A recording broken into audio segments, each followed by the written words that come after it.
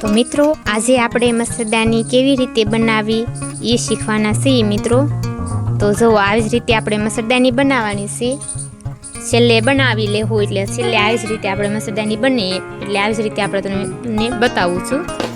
તો આ મિત્રો મેજર પટ્ટીથી મેં કટિંગ કરેલું છે। તો કટિંગ તો મેં તમને કહું છું કે આપણે કટિંગ કર્યું છે। તો એનું લંબાઈ તો આપણે મિત્રો પલંગ હોય કે ખાટલો હોય કે શેટી હોય તો એ સાઈઝ ઉપરથી આપણે માપ લેવાનું હોય છે। તો અત્યારે મેં લંબાઈમાં તો મિત્રો લીધેલું છે એક આખી મેજર પટ્ટી ને 20 ઇંચ લંબાઈ એટલી મેં લીધી છે બરોબર ને 55 ઇંચ પહોળાઈ લીધેલી છે ને સાઈડમાં આપણે પટ્ટા જોડવા માટે આપણે 55 ઇંચ રાખશું એટલે ફરતું આપણે જોડી શકીએ એમ। તો આ જ રીતે મિત્રો મેં કટિંગ કર્યું છે મસરદાનીનું।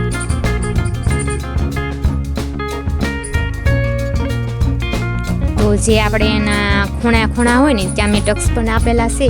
તો એ ટક્સ ઉપરથી આપણે જ્યાં ઓલું કરેલું હોય કટિંગ કરેલું ત્યાંથી આપણે મસરદાનીનો જે પટ્ટો મૂકવાનો છે સાઈડમાં એવો આપણે મૂકીશું આવી જ રીતે।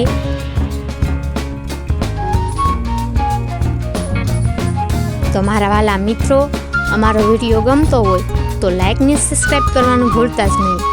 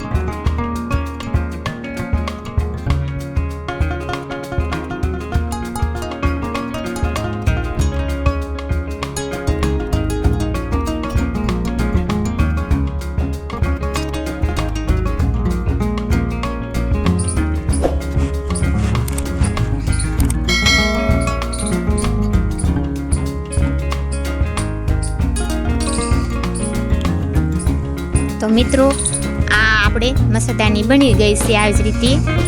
તો હવે તેના નાકા બનાવવાના છે. આપણે ઝાડના ખૂણા પડતા હોય ત્યાં આપણે નાકા ટાંકવાના છે. તો આવું કાપડ હોય આપણી પાસે વધારાનું બટકા, તો તેમાંથી આપણે નાકા બનાવી નાખવાના છે. 4 નાકા બનાવવાના છે આવી જ રીતે. પછી આવી જ રીતે બનાવીને ટાંકવાના છે ખૂણા હોય ત્યાં.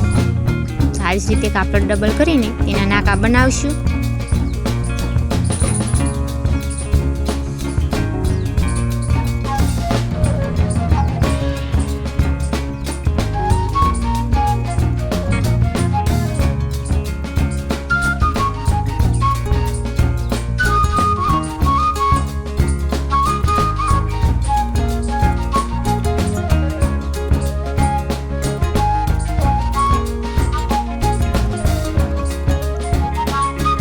આવી જ રીતે મિત્રો જ્યાં ખૂણા હોય ત્યાં આવી જ રીતે આપણે નાકા જે બનાવેલા છે એને આપણે ટાંકી દેવાના છે. આવી જ રીતે આપણે ટાંક મારવાની છે મિત્રો.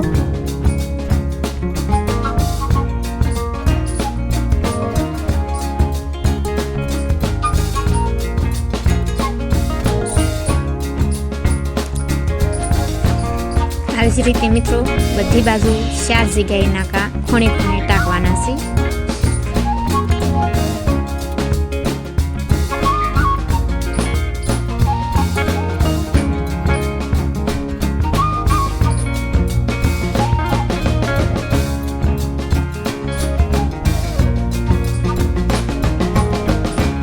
તો મિત્રો આવી જ રીતે આપણે બધી બાજુ નાકા ટાંકી દીધા 4 બાજુ.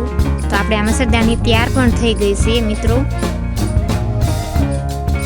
તો અમારો વિડીયો કેવો લાગ્યો લાઈક કરજો, શેર કરજો, કોમેન્ટ કરજો અને સબસ્ક્રાઈબ કરજો. તો આવજો મારા વાલા મિત્રો. Bye bye, Tata. મળીએ બીજા વિડીયોમાં.